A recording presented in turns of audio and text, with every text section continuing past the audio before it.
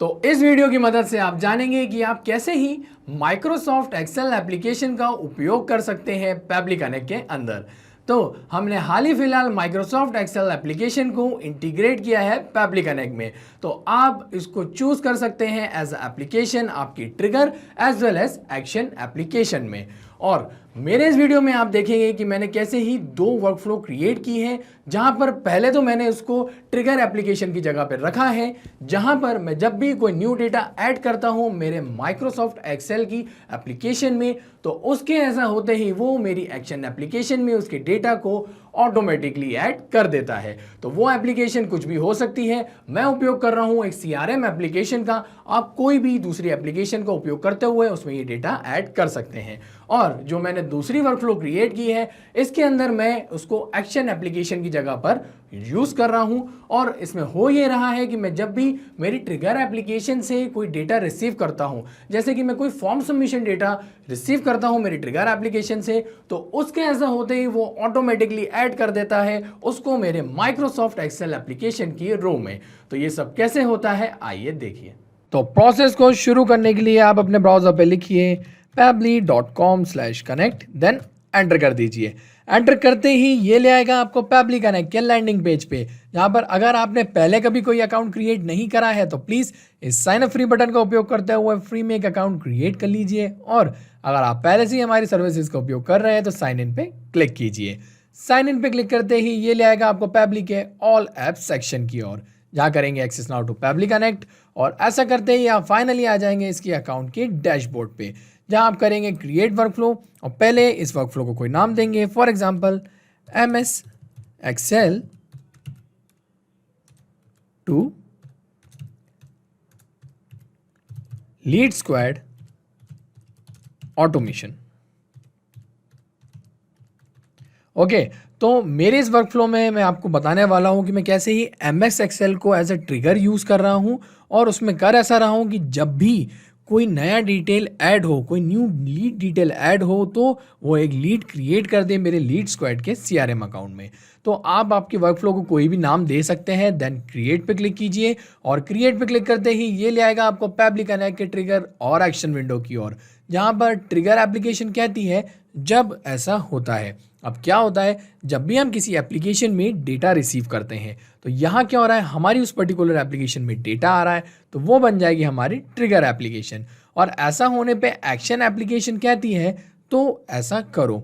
अब क्या करो, जो डेटा आपने अपनी ट्रिगर एप्लीकेशन में रिसीव किया है वो एक्शन एप्लीकेशन की मदद से किसी दूसरी एप्लीकेशन में फॉरवर्ड कर दीजिए। तो जैसा कि मैंने आपको बताया, मैं अपने माइक्रोसॉफ्ट एक्सेल की शीट में कोई न्यू डेटा को ऐड करते ही चाहता हूं लीड स्क्वाड CRM अकाउंट में एक लीड क्रिएट करना।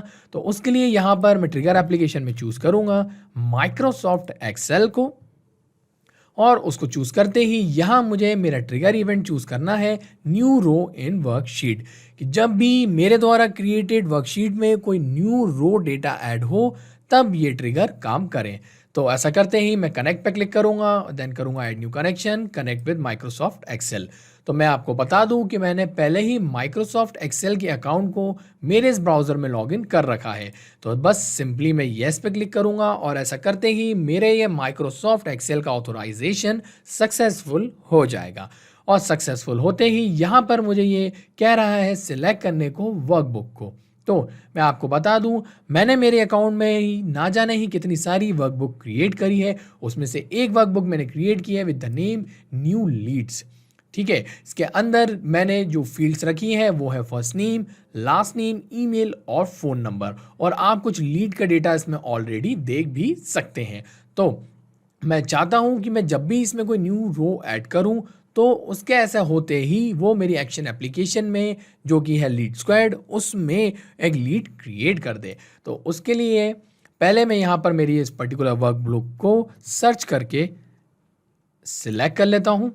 और सिलेक्ट करते ही यहाँ मुझे सिलेक्ट करना है मेरी वर्कशीट। तो उसके अंदर आप देख सकते हैं एक सिंगल शीट क्रिएटेड है विद द नेम लीड्स।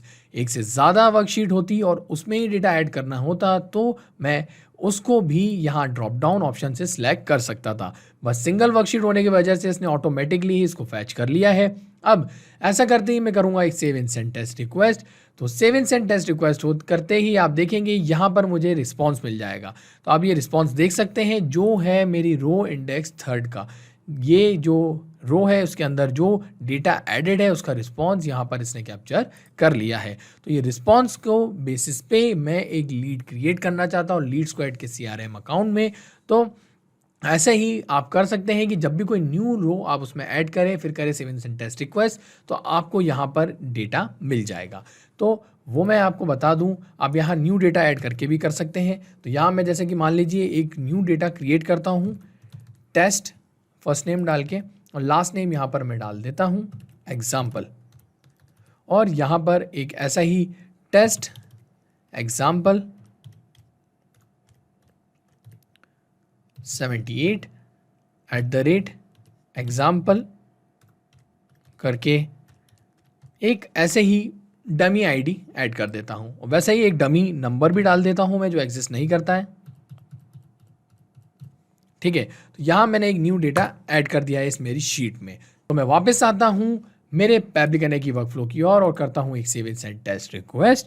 तो यहाँ पर अब ये रिसीव करेगा न्यू रो इंडेक्स को जो कि है 4 और उसके अंदर जो मैंने अभी डेटा ऐड किया है वो यहाँ आ चुका है।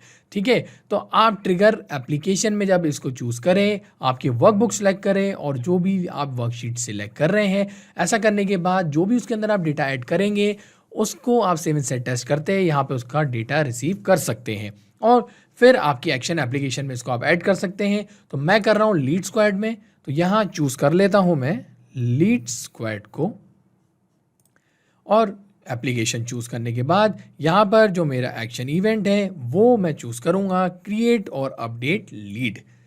देन कनेक्ट पे क्लिक करूँगा। कनेक्ट पे क्लिक करने के बाद करूँगा ऐड न्यू कनेक्शन और ऐड न्यू कनेक्शन के लिए यहाँ मुझे लगेगा एक्सेस की, सीक्रेट की, API होस्ट। तो ये तीनों चीज़ों के लिए मैं जाता हूँ मेरे लीड स्क्वाड के CRM अकाउंट की ओर। तो आप देख सकते हैं ये रहा उसका डैशबोर्ड। इसमें मैं जाऊँगा सेटिंग्स सेक्शन में। सेटिंग सेक्शन में जाते ही मुझे लेफ्ट हैंड कॉर्नर पे मिलेगा API एंड वेबबुक्स का ऑप्शन, उसको मैं चूज़ करूँगा और इसके अंदर मैं जाऊँगा API एक्सेस की के साथ जहाँ पर मुझे जनरेट करनी होगी एक की। तो मैं करता हूँ जनरेट की और की जनरेट करते ही यहाँ पर आप देखेंगे कि मुझे यहाँ पर न्यू एक्सेस की और सीक्रेट की मिल गई है।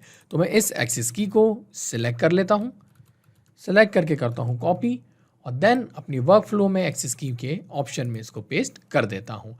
अब मैं वापस आता हूँ और यहाँ पर करता हूँ शो सीक्रेट की और यहाँ से जो मेरी सीक्रेट की है उसको भी सिलेक्ट करके करता हूँ कॉपी और देन पेस्ट कर देता हूँ सीक्रेट की के ऑप्शन में। अब बात आती है API होस्ट की। तो API होस्ट हमेशा आपको एक्सेस की के ऊपर मिल जाएगा और ये हमेशा सेम रहता है।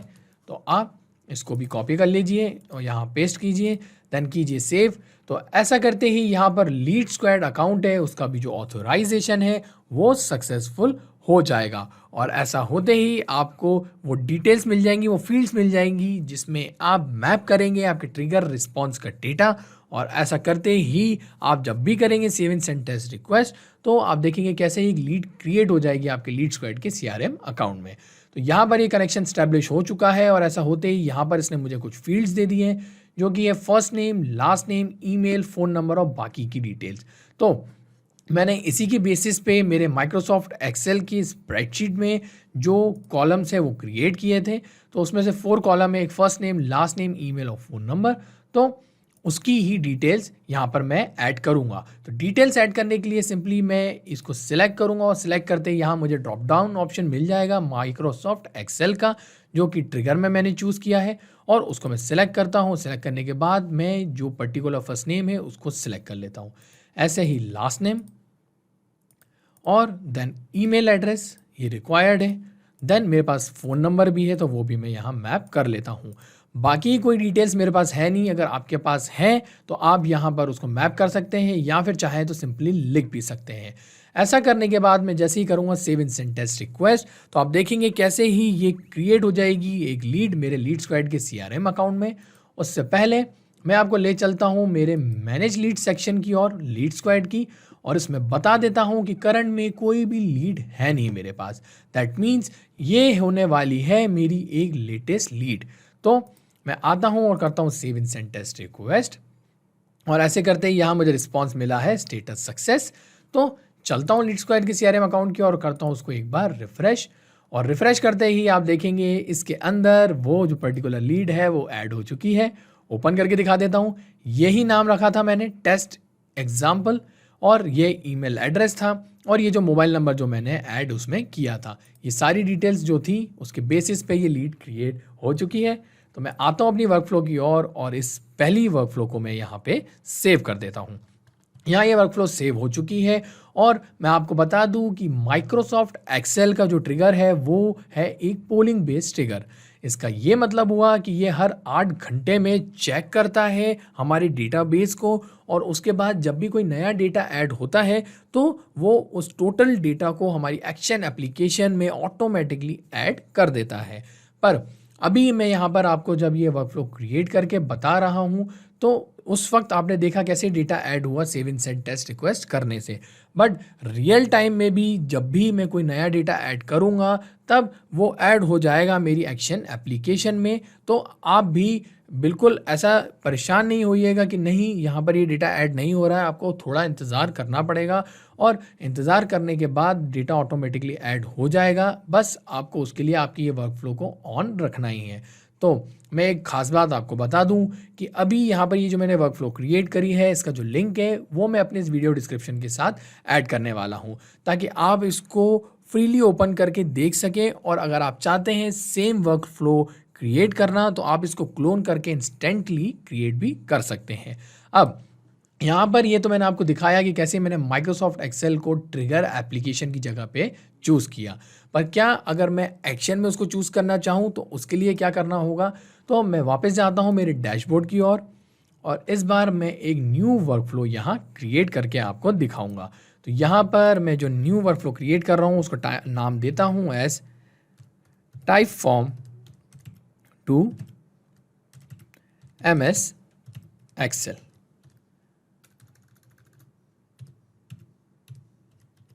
ऑटोमेशन। ओके, आप इसे भी कोई और नाम दे सकते हैं। देन क्रिएट पे क्लिक कीजिए, और क्रिएट पे क्लिक करते ही ये वापस आपको ले आएगा पैब्लिक आने के ट्रिगर और एक्शन विंडो की ओर, और यहाँ पर आप चूज कर सकते हैं आपकी ट्रिगर एप्लीकेशन, आप जो भी चाहें। तो मैं आपको बता दूं कि मैंने मेरी टाइपफॉर्म एप्लीकेशन में एक फॉर्म क्रिएट किया है, और उसका जो भी रिस्पॉन्सेज है मैं उसको ऐड करना चाहता हूँ मेरे माइक्रोसॉफ्ट एक्सेल की डेटाबेस में। तो उसके लिए यहाँ पर मैं चूज़ कर रहा हूँ मेरे टाइपफॉर्म एप्लीकेशन को, और ऐसा करते ही यहाँ पर जो ट्रिगर इवेंट मुझे मिलेगा वो मिलेगा न्यू एंट्री, कि जब भी मेरे टाइप फॉर्म में कोई न्यू एंट्री हो तब जाके ये ट्रिगर एग्जीक्यूट हो। तो उसके लिए कनेक्ट पे क्लिक करूँगा add new connection, connect with type form. उसके बाद सिलेक्ट करूँगा मेरा पर्टिकुलर अकाउंट जिस पे मैंने अपना टाइप फॉर्म क्रिएट किया है, और उसके बाद सिंपली एक्सेप्ट पे क्लिक करूँगा, और एक्सेप्ट पे क्लिक करते ही यहाँ पर मेरा ये जो टाइप फॉर्म का ऑथोराइजेशन है वो सक्सेसफुल हो जाएगा। ऐसा होते ही यहाँ पर ये मुझे दिखा रहा है रिक्वायर्ड फॉर्म की। तो मैं आपको बता दूं मैंने मेरे टाइप फॉर्म एप्लीकेशन में सिर्फ 2 ही फॉर्म क्रिएट किए हैं, एक with the name post event survey और दूसरा रजिस्ट्रेशन फॉर्म। तो यहाँ मैं आता हूँ और फॉर्म सेक्शन में सिलेक्ट कर लेता हूँ रजिस्ट्रेशन फॉर्म को। देन उसके बाद save and send test request पे क्लिक करता हूँ। Save and send test request पे क्लिक करते ही यहाँ ये वेट करने लगा है फॉर्म के सबमिट होने पे, क्योंकि ये हमारा जो ट्रिगर है वो है न्यू एंट्री। तो जब भी न्यू एंट्री होगी तब जाके यहाँ डेटा आएगा, और उस डेटा को आप देखेंगे मैं कैसे ही माइक्रोसॉफ्ट एक्सेल में ऐड करूँगा। तो मैं टाइप फॉर्म की ओर आता हूँ, और मैं इसका जो लिंक है उसको कॉपी करता हूँ, देन ओपन करता हूँ न्यू टैब में। तो आप देखेंगे कि जो मैंने टाइप फॉर्म क्रिएट किया है ये यहाँ ओपन हो चुका है। तो मैं करता हूँ गेट इन टच, और उसके बाद यहाँ पर फर्स्ट नेम डाल देता हूँ एज डमी डिटेल। एक ऐसे डमी डिटेल डाल दे रहा हूँ, सॉरी यहाँ पर फर्स्ट नेम और लास्ट नेम है तो फर्स्ट नेम रह देता हूँ डमी, उसके बाद लास्ट नेम यहाँ पे डाल देता हूँ एज डिटेल। ओके करता हूँ। ऐसा करने के बाद यहाँ ईमेल एड्रेस डाल देता हूँ एज dummy@dummy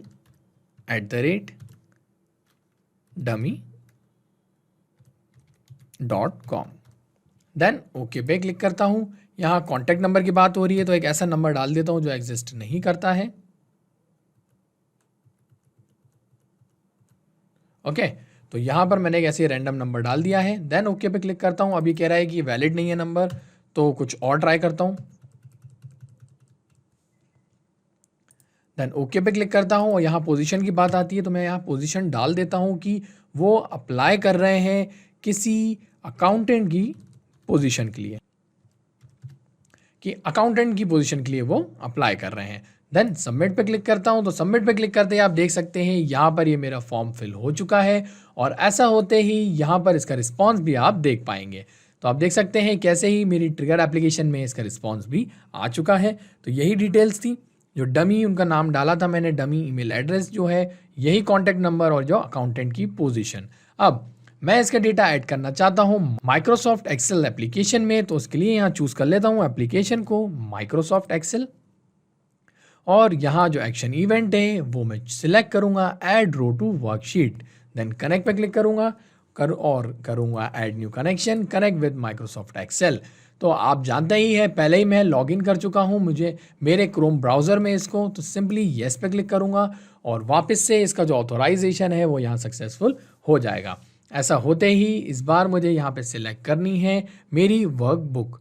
तो मैं आपको बता दूं कि मैंने एक और वर्कबुक क्रिएट की है और उसका नाम है कैंडिडेट डिटेल्स, जिसके अंदर मैं डिटेल्स रिसीव कर रहा हूं कैंडिडेट की, जिसमें है उनका नेम, ईमेल, कॉन्टैक्ट और पोजीशन, कि जो उनका नाम है, ईमेल एड्रेस, उनका कॉन्टैक्ट नंबर और जिस पोजीशन के लिए वो अप्लाई कर रहे हैं वो कॉलम्स मैंने यहाँ ऐड किए हैं। तो मैं आता हूँ मेरी वर्कफ्लो की और यहाँ सर्च कर लेता हूँ वर्कबुक जिसका नाम है कैंडिडेट डिटेल्स। उसके बाद यहाँ पर सिलेक्ट करनी होगी वर्कशीट, तो उसके अंदर भी एक ही वर्कशीट क्रिएटेड है विद द नेम शीट 1। तो यहाँ पर वो ऑटोमेटिकली उसको फैच कर लेगा और ऐसा करने के बाद हमें ये बाकी के कॉलम्स दिखाएगा जो हमने क्रिएट किए हैं हमारी उस वर्कबुक में। तो जैसा कि मैंने आपको बताया था, इसमें मैंने कॉलम क्रिएट किए हैं नेम, ईमेल, कॉन्टैक्ट और पोजीशन के। तो यहाँ पर भी वैसे ही डेटा मैं मैप करूँगा जैसे मैंने पहले आपको करके दिखाया था। तो यहाँ बात आ रही है नेम की, तो जो हमें हमारे रजिस्ट्रेशन फॉर्म से डिटेल रिसीव हुई है उसका जो नेम है वो यहाँ से मैं मैप कर लेता हूँ जो कि है डमी। देन यहाँ पर उनका जो लास्ट नेम है वो भी आगे मिल जाएगा, डमी डिटेल। अब ईमेल एड्रेस की बात आती है तो उसको भी वैसे ही मैप कर लेंगे जैसे हमने उनका नेम मैप किया है। तो ये रहा ईमेल। देन यहाँ बात आती है कॉलम सी की जो कि है कॉन्टैक्ट नंबर, तो जो उनका कॉन्टैक्ट है वो उसके नीचे मिल जाएगा, ये रहा। The last but not the least position, कि किस पोजीशन के लिए यहाँ पर वो फॉर्म फिल हुआ है।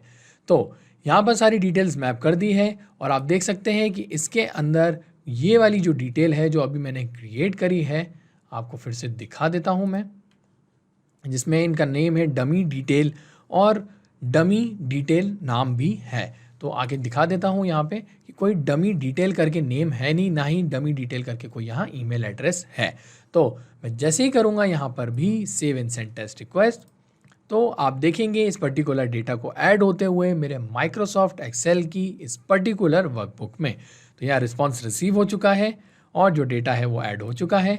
चल के मैं एक बार इसको रिफ़्रेश करता हूँ और रिफ़्रेश होते ही आप देखेंगे कि नया डिटेल ऐड हुई है, डमी डिटेल, ये वो ईमेल एड्रेस, ये जो उनका कॉन्टैक्ट नंबर है ये आप देख सकते हैं और जिस पोजीशन के लिए उन्होंने अप्लाई किया है वो यहाँ पर आ चुकी है। तो मैं आता हूँ और इस वर्कफ्लो को भी सेव कर देता हूँ। यहाँ ये वर्कफ्लो सेव हो चुकी है। अब मैं आपको बता दूँ इसका जो ट्रिगर है वो पोलिंग बेस्ड नहीं है, वो वेबबुक बेस्ड है। तो यहाँ पर जब भी कोई नई फॉर्म की एंट्री होगी तो इंस्टेंटली उसका जो डेटा है वो माइक्रोसॉफ्ट एक्सेल की स्प्रेडशीट में ऐड हो जाएगा। तो मैं उसके लिए वापस से आता हूँ मेरी रजिस्ट्रेशन फॉर्म की ओर और या फिर मैं यहाँ से दोबारा कॉपी कर लेता हूँ लिंक और यहाँ पर उस लिंक को पेस्ट कर लेता हूँ और पेस्ट करने के बाद मैं इसको एक और बार फिल करूँगा। तो इसको फिल करते ही आप देखेंगे कि कैसे ही कैंडिडेट डिटेल्स में एक नई एंट्री ऐड हो जाएगी। तो मैं फर्स्ट नेम यहाँ पर दे देता हूँ एज कैंडिडेट और लास्ट नेम यहाँ पे रख देता हूँ एज एग्जाम्पल। उसके बाद यहाँ ईमेल एड्रेस रख देता हूँ एज example7896@example.com। देन यहाँ मोबाइल नंबर, तो यहाँ ऐसा मोबाइल नंबर जो एग्जिस्ट नहीं करता है। ओके पे क्लिक करता हूँ। उसके बाद पोजीशन, तो पोजीशन यहाँ पर मैं डाल दे देता हूँ as video creator. Then submit कर देता हूँ। तो यहाँ पर ये फॉर्म सबमिट हो चुका है। तो मैं कहीं और नहीं जाऊँगा, सीधा आऊँगा मेरी उस वर्कबुक की ओर जो है with the name candidate details, और सिंपली इसको एक बार रिफ़्रेश करूँगा। और रिफ़्रेश होते ही आप देखेंगे कि जो रो नंबर 7 है उसके कॉलम में कैसे ही ये डिटेल्स ऑटोमेटिकली ऐड हो गई है। तो यही डिटेल्स के बेसिस पे मैंने फॉर्म फिल किया था। तो आप देख सकते हैं कैसे ही इस ऑसम ऑटोमेशन की मदद से यहाँ पर भी इसकी डिटेल्स ऐड हो चुकी है। अब यहाँ पर जब तक ये वर्कफ्लो ऑन रहेगी, ये ऐसे ही एग्जीक्यूट होती रहेगी। जैसे जैसे फॉर्म फिल होता जाएगा उसकी डिटेल्स ऐड होती जाएगी। तो आप आपकी कोई भी ट्रिगर एप्लीकेशन यहाँ से चूज़ कर सकते हैं और देन आपके MS एक्सेल शीट में जैसी चाहे, जितनी चाहे उतनी ही वर्कबुक क्रिएट करके आप उसमें ये डेटा ऐड कर सकते हैं। और जैसा कि मैंने आपको बताया कि मैं आप लोगों के साथ लिंक शेयर करने वाला हूं, तो मैं इस वर्क फ्लो का भी जो लिंक है वो आप सबके साथ शेयर करूंगा। तो वो भी आपको मेरे इस वीडियो डिस्क्रिप्शन में मिल जाएगा और आप इसको भी क्लोन करके इंस्टेंटली अगर क्रिएट करना चाहते हैं सेम ऐसी वर्क फ्लो, तो आप क्रिएट कर पाएंगे। तो था ना आसान। और ऐसे ही आसान ऑटोमेशंस के वीडियो के लिए आप हमारे चैनल को सब्सक्राइब कीजिए। साथ ही साथ अगर आपको मेरा वीडियो अच्छा लगा है तो उसे लाइक जरूर कीजिएगा और ज्यादा से ज्यादा शेयर भी कीजिएगा। और अगर आपके मन में कोई सवाल तो वो हमें बता दीजिए forum.pabbly.com पे, और एक बार हमारी प्राइसिंग लिंक भी जरूर देखिएगा। इस वीडियो को देखने के लिए आपका बहुत बहुत धन्यवाद।